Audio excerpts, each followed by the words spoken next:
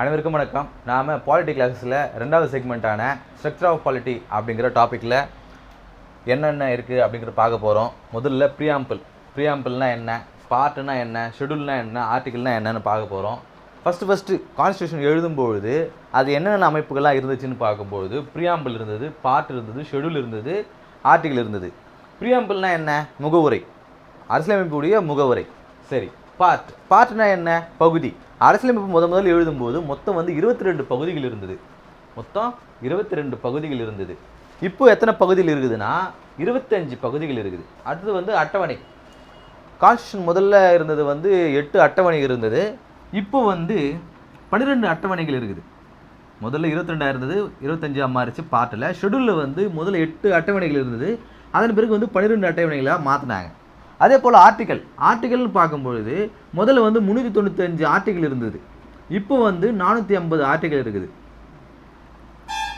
நீங்கள் ஏதாவது பழைய ஓல்டு எடிஷன் புத்தகங்களை படிக்கும்பொழுது 445ன்னு சொல்லியிருப்பாங்க. 445 ஆர்டிக்கல் தான் தற்போது இருக்குதுன்னு சொல்லியிருப்பாங்க. இப்போ லேட்டஸ்ட் எடிஷன் தற்போது வரைக்கும் 450 ஆர்டிக்கல் கொண்டு வந்திருக்காங்க. ஸோ ப்ரீஆம்பிள் ஒன்று தான். பார்ட்டு பகுதி, பார்ட் அப்படிங்கிற பகுதி மொத்தம் 22 இருந்தது. இப்போ 25 மாற்றிருக்கிறாங்க. அதே போல் ஷெடியூல் அப்படின்னு சொல்லப்படக்கூடிய அட்டவணை ஃபஸ்ட்டு 8 இருந்தது. அதன் பிறகு இப்போ 12 இருக்குது. ஆர்டிகல் முதல்ல 395 இருந்தது. இப்போ 450. சில புத்தகங்களில் 445ன்னு சொல்லியிருப்பாங்க. அப்டேட்டான புத்தகங்களில் 450ன்னு சொல்லியிருப்பாங்க. இப்போ நம்ம ஃபஸ்ட்டு ப்ரீஆம்பிளை பற்றி பார்க்க போகிறோம். ஃபஸ்ட்டு ப்ரீஆம்பிள்னால் என்ன? ப்ரீஆம்பிள் அப்படிங்கிறது நத்திங் பட் ஒரு புத்தகத்துடைய முன்னுரை. புத்தகம் வாசிக்கிறவங்களுக்கு தெரியும். ஸ்டார்டிங்கில் புத்தகத்துடைய முன்னுரை கொடுப்பாங்க. முன்னுரையாகட்டும், பதிப்புரையாகட்டும், நிறைய இருக்கும்.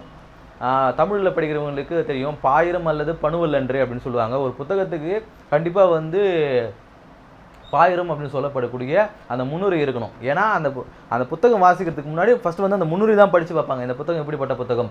நான் பொதுவாக புத்தகம் வாசிக்கிறதுக்கு முன்னாடி ஒரு நான் ஏதாவது ஒரு புக் ஃபேருக்கு போனேன் அப்படின்னா பின்னாடி இங்கிலீஷில் ப்ளர்ப்னு சொல்லுவாங்க. அந்த புத்தகத்துக்கு பின்னாடி அந்த ப்ளர்ப் அப்படின்னு சொல்லியிருப்பாங்க. உதாரணத்துக்கு நான் ஒரு புத்தகத்தை ஒன்று காட்டுறேன் பாருங்கள். இப்போ இந்த புத்தகம் பார்க்கும்போது இது காலின் ஹூவருடைய வெரைட்டி அப்படிங்கிற புத்தகம். இந்த புத்தகத்துடைய பின்னாடி ஒரு ப்ளர்ப் கொடுத்துருக்காங்க பாருங்கள். இதை முன்னுரை அப்படின்னு சொல்லுவாங்க. முன்னாடி ஒரு முன்னுரை கொடுத்துருப்பாங்க. இருந்தாலும் இதுதான் முன்னுரை. இப்போ இதை படிக்கும்போது உங்களுக்கு தெரியும் என்ன வெரைட்டின்னு ஒருத்தவங்க, அவங்க மிகப்பெரிய ஒரு எழுத்தாளர், திடீர்னு அவங்களுக்கு ஆக்சிடென்ட் ஆகிட்டு பேரலைஸ் ஆகிடுறாங்க. அப்போ ஒரு பொண்ணு கூட்டின்னு எழுத வைக்கிறாங்க அப்படிங்கிற ப்ளர்ப். இது படிக்கும்போது அந்த கதை எப்படின்னு உங்களுக்கு புரியுது இல்லையா? ஸோ இந்த புத்தகத்தை வாங்கி படிக்க ஆரம்பிப்பீங்க. அது போல தான் இந்த ப்ரீஆம்பிள் அப்படிங்கிறது இந்த கான்ஸ்டியூஷனுடைய ஒரு பிரீஃப், ஒரு ப்ளர்ப் அப்படின்னு சொல்லலாம். இதை ரொம்ப அழகாக எண்ணிய பால்கிவாலா சொல்லியிருப்பார். Identity card of Indian constitution. Indian கான்ஸ்டியூஷனுடைய ஒரு ஐடென்டிட்டி கார்டு என்ன தெரியும்? அதில் பேர் என்னன்னு தெரியும், வருஷம் எந்த வருஷம் பிறந்தாங்கன்னு தெரியும், எந்த பதவியில் இருக்காங்கன்னு தெரியும், எங்கிருந்து வராங்கன்னு தெரியும். ஸோ அது போல் நீங்கள் முகவரியை படித்தாலே, ப்ரீஆம்பிளை படித்தாலே நம்மளுடைய அரசியலமைப்பு என்ன அப்படிங்கிறது தெரிஞ்சுக்கணும் அப்படிங்கிறதுக்காக எண்ணிய பால்கிவாலா சொல்லியிருக்காரு. ஸோ இந்த முன்னுரை இந்த முகவரை எதை பேஸ் பண்ணி எழுதுனாங்க அப்படின்னா, முன்னாடியே போன கிளாஸில் சொல்லியிருப்போம். நேரு அவர்களுடைய அப்ஜெக்டிவ் ரெசல்யூஷன், குறிக்கோள் தீர்மானத்துடைய அதை பேஸ் பண்ணி தான் நம்முடைய அரசியலமைப்பை எழுதியிருப்பாங்க. அதில் இருக்கிற ஒரு கன்சைஸ்டு, ஒரு சுருக்கமான ஒரு பகுதி தான் முன்னுரை அப்படின்னு சொல்லுவாங்க. இந்த அப்ஜெக்டிவ் ரெசல்யூஷன் அதாவது ஒரு தீர்மானம், ஒரு பேச்சு. அது பேச்சு எப்போ அவர் பேசியிருப்பாருன்னா 1946 டிசம்பர் 13 அந்த அப்ஜெக்டிவ் ரெசல்யூஷனை அவர் கொண்டு வந்திருப்பார். ஸோ அதை பேஸ் பண்ணி தான் நம்ம அரசியலமைப்பு எழுதணும், அதை முகவரியாக வச்சுக்கணும் அப்படின்னு சொல்லிட்டு 1947 ஜனவரி 22 இந்தியன் கான்ஸ்டியூஷன் அசம்பிளியால் ஒருமனதாக தேர்ந்தெடுக்கப்பட்டிருக்கும். போன கிளாஸஸில் நம்ம இதை டீட்டெயில்டாக பார்த்தோம். ஸோ அதுதான் இந்த ப்ரீஆம்பிளுடைய பேஸு. சரி, இந்த ப்ரீஆம்பிளில் அப்படி என்ன தான் இருக்குது, என்ன சொல்லியிருப்பாங்க அப்படின்னு பார்க்கும்போது, we the people of India, இந்தியர்களாகிய நாம், we the people of India, இந்தியர்களாக நாம், sovereign, socialist, secular, democratic republic, இறையாண்மையுடைய, சமத்துவமான, சமய சார்பற்ற, ஜனநாயக குடியரசு, மக்களால் மக்களுக்காக மக்களே செய்யும் ஆட்சி. சோவரின்னா என்ன? இறையாண்மையுடைய, நாங்கள் யாருக்கும் அடிமையான நாடு கிடையாது. இந்த உலகத்தில் இருக்கிற எல்லா நாடுகளும் எங்களை அடிமைப்படுத்த முடியாது. நாங்கள் இறையாண்மை கொண்ட அப்படிங்கிறத அந்த வார்த்தையை சொல்கிறதுக்கான ஒரு வார்த்தை தான். அந்த விஷயத்தை சொல்கிறதுக்கான ஒரு வார்த்தை தான் இந்த சோவரின் அப்படிங்கிறது. இப்போ யாராவது உங்கள் நாடு யார்கிட்டையாவது அடிமையாக இருக்கிற முன்னாடி மாதிரி நம்ம இங்கிலாந்துக்கிட்ட அடிமையாக இருந்தோமானா அப்படிலாம் கிடையாது. நாங்கள் ஒரு தனியான ஒரு இறையாண்மையுடைய நாடு அப்படிங்கிறத மற்றவங்களுக்கு சொல்கிறதுக்காக அந்த சாவரின் அப்படிங்கிற வார்த்தையை ஆட் பண்ணாங்க. அதே போல் சோஷியலிஸ்ட்னா என்ன? சமத்துவம். நாங்கள் எல்லாரையும் வந்து சமத்துவமாக தான் நடத்துவோம் அப்படிங்கிறத அந்த சமத்துவம் அப்படிங்கிற வார்த்தைக்காக கொண்டு வந்திருந்தாங்க. நாட்டில் இந்தியாவில் நம்மளுடைய அரசு வந்து நீ கீழே நீ மேலே அப்படிங்கிறத வலியுறுத்துதா? இல்லை. செக்யூலர், மதச்சார்பற்ற நாடு. இங்கே ஹிந்துவாக இருந்தாலும் கிறிஸ்டினாக இருந்தாலும் முஸ்லீமாக இருந்தாலும் பார்சியாக இருந்தாலும் சீக்காக இருந்தாலும் எல்லாரையும் ஒரே மாதிரி தான் கவர்மெண்ட் வந்து ட்ரீட் பண்ணணும் அப்படிங்கிற வார்த்தையை சொல்கிறதுக்காக செக்யூலர். டெமோக்ராட்டிக் ரிப்பப்ளிக், ஜனநாயக குடியரசு, மக்களால் செய்யக்கூடிய குடியரசு அப்படிங்கிறது. முடியரசு கிடையாது. முடியரசுனா மன்னராட்சி, குடியரசுனா மக்களால் செய்யக்கூடிய ஆட்சி. அந்த டெமோக்ராட்டிக் ரிப்பப்ளிக் அப்படிங்கிறது தான் வந்து டெமோக்ராட்டிக் ரிப்பப்ளிக் தான் வந்து ஜனநாயக குடியரசு. இந்த வார்த்தைகளின் மூலியமா நம்மளுடைய அரசியலமைப்பு எப்படி அப்படிங்கிறத நம்ம வந்து தெரிஞ்சிக்க முடியும். இது மட்டும் இல்லாமல் கீழே ஒரு 4 ஜஸ்டிஸ், லிபர்ட்டி, ஈக்குவாலிட்டி, ஃப்ரெட்டர்னிட்டி, இந்த 4 வார்த்தைகளும் அரசியல் முகவரியில் வந்து ஆட் பண்ணியிருப்பாங்க. அதையும் நம்ம என்னென்னு பார்க்க போகிறோம். இந்த வார்த்தைகள் என்னென்னு பார்க்கும்பொழுது இந்த ஜஸ்டிஸ் நீதின்ற வார்த்தையை எதை பேஸ் பண்ணி கொண்டு வந்திருப்பாங்க அப்படின்னா, ருஷ்யன் ரெவல்யூஷன், ரஷ்ய புரட்சி 1917 வந்து நடந்திருக்கும்.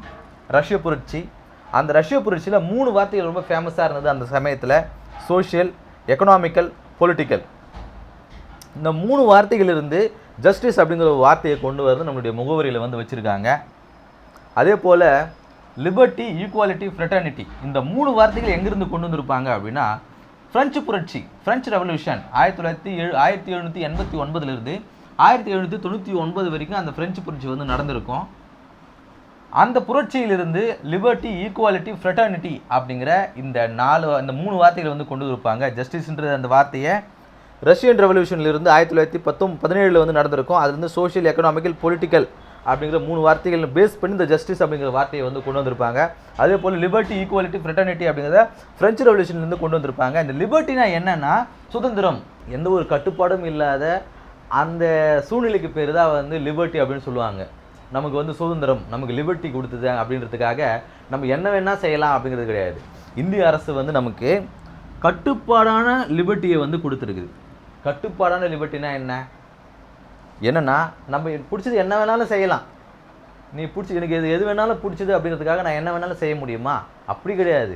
ஒரு சோஷியலி லிபர்ட்டியை வந்து நம்மளுக்கு கொடுத்துருக்குது. எனக்கு வந்து சத்தமாக பாட்டு கேட்க தோணும் அப்படிங்கிறதுக்காக நீ 4-5 ஸ்பீக்கர் வாங்கி வச்சுட்டு ஒரு மக்கள் குடியிருக்கிற பகுதியிலே நம்ம சத்தமாக பாட்டு வச்சு கேட்க முடியாது. அது சுதந்திரம் கிடையாது. அது என்னோட சுதந்திரம் தானே, நான் என்ன வேணால் பண்ணுவேன் அப்படிங்கிறத அங்கே செய்ய முடியாது. இது மாதிரியான கட்டுப்பாடான சுதந்திரத்தை வந்து நம்மளுடைய இந்திய அரசு நம்மளுக்கு வந்து கொடுத்துருக்கு. நம்ம இந்தியன் கான்ஸ்டியூஷன் வந்து நம்மளுக்கு கொடுத்துருக்கு. அடுத்து வந்து ஈக்குவாலிட்டி, எல்லாரையும் வந்து சமத்துவமாக நடத்தணும். மைனாரிட்டி பீப்புள் ஆகட்டும், யாராக இருந்தாலும் நம்ம வந்து சமத்துவமாக நடத்தணும் அப்படிங்கிறத நம்ம இந்தியன் கான்ஸ்டியூஷன் வந்து சொல்லுது.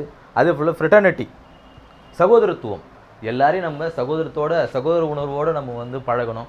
முஸ்லீமாக இருந்தானே, கிறிஸ்டினாக இருந்தானே, ஹிந்துவாக இருந்தானே, யாராக இருந்தாலும் அவங்கள நம்ம சகோதரர் போல அரவணைச்சிக்கணும் அப்படிங்கிற அந்த 3 விஷயங்களை சொல்லுது. சுதந்திரம், சமத்துவம், சகோதரத்துவம். சரி, இந்த பிரியாம்பில் நம்ம வந்து அமெண்ட் பண்ண முடியுமா, திருத்த முடியுமா? இதெல்லாம் கொண்டு வந்து வச்சுட்டாங்க. இதை நம்ம திருத்த முடியுமா அப்படின்னு கேட்டிங்கன்னா, திருத்த முடியாது அப்படின்னு தான் வந்து ஸ்டார்டிங்கில் சொல்லியிருந்தாங்க. இது யாரும் வந்து திருத்த முடியாது, அரசியலமைப்பில் வேணால் நம்ம வந்து திருத்தம் செய்யலாம், ஆனால் வந்து இது வந்து திருத்த முடியாது அப்படிங்கிற மாதிரி சொல்லியிருந்தாங்க. அன்டில் எப்போ அப்படின்னா 1976 42வது சட்ட திருத்தத்தின் மூலமாக 3 வார்த்தைகளை வந்து ஆட் பண்ணாங்க. Socialist, secular, integrity. Emergency period அந்த சமயத்தில் வந்து இந்திரா காந்தி அவர்கள் வந்து இந்த 3 வார்த்தைகளை வந்து இந்தியன் கான்ஸ்டியூஷனில் வந்து இருக்கணும் அப்படிங்கிறதுக்காக இதை வந்து அமெண்ட் பண்ணி இந்த 3 வார்த்தைகளை வந்து இதுக்குள்ளே வந்து ஆட் பண்ணியிருப்பாங்க.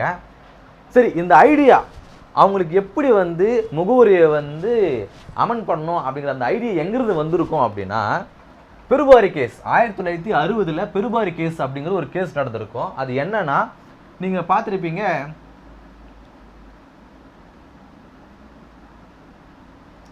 இங்கே இந்தியா பிரிக்கும் பொழுது இங்கே பங்களாதேஷ் இருக்கும். இந்த பங்களாதேஷில் பெருபாரி அப்படிங்கிற ஒரு ஊர் இருக்கும். அந்த ஊரானது பங்களாதேஷுக்கு தான் சொந்தம் அப்படின்னு சொல்லியிருப்பாங்க, இல்லை இந்தியாவுக்கு தான் சொந்தம் அப்படிங்கிற மாதிரி சொல்லியிருப்பாங்க.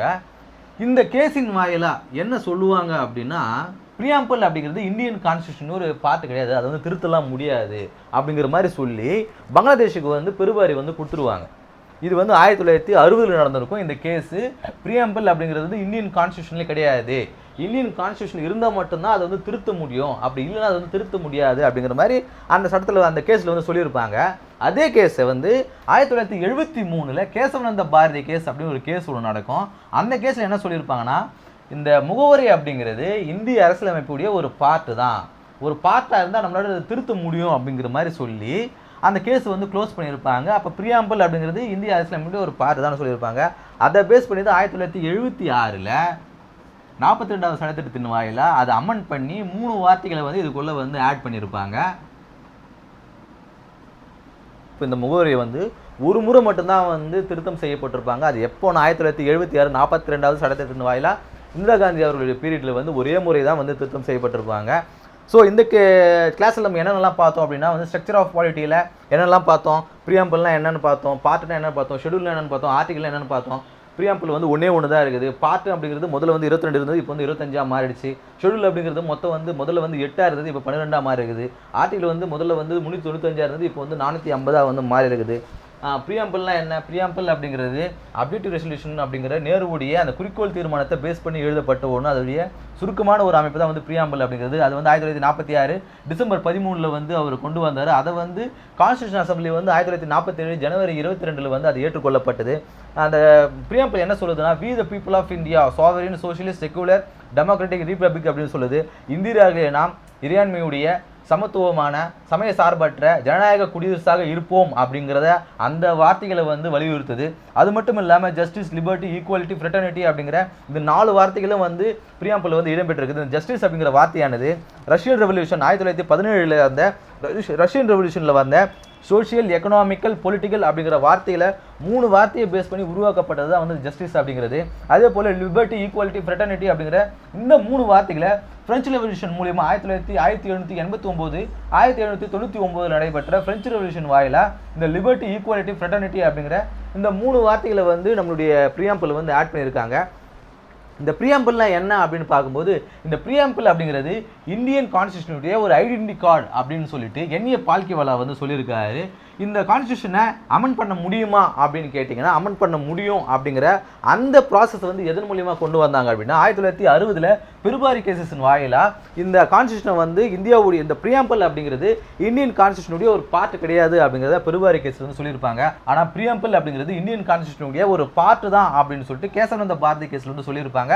1973 அதன் வாயிலாக இந்திய வரலாற்றிலேயே இந்தியன் கான்ஸ்டியூஷன் இருக்கிற இந்த ப்ரியாம்பிள் அப்படிங்கிறது ஒரே ஒரு முறை தான் வந்து திருத்தம் செய்யப்பட்டிருக்கும். அது எப்போனா 1976 42வது சட்டத்திட்டத்தின் வாயிலாக இந்திரா காந்தி பீரியடில் சோஷியலிஸ்ட், செக்குலர், இன்டெகிரிட்டி அப்படிங்கிற இந்த 3 வார்த்தைகளை வந்து ஆட் பண்ணியிருப்பாங்க. இந்த வீடியோவில் நாம ஸ்ட்ரக்சர் ஆஃப் பாலிட்டி இருக்கிற ஃபர்ஸ்ட் பார்ட்டான ப்ரியாம்பிள் அப்படிங்கிறத பார்த்தோம். அடுத்த கிளாஸில் பார்ட்னா என்ன அப்படிங்கிறத பார்ப்போம். நன்றி.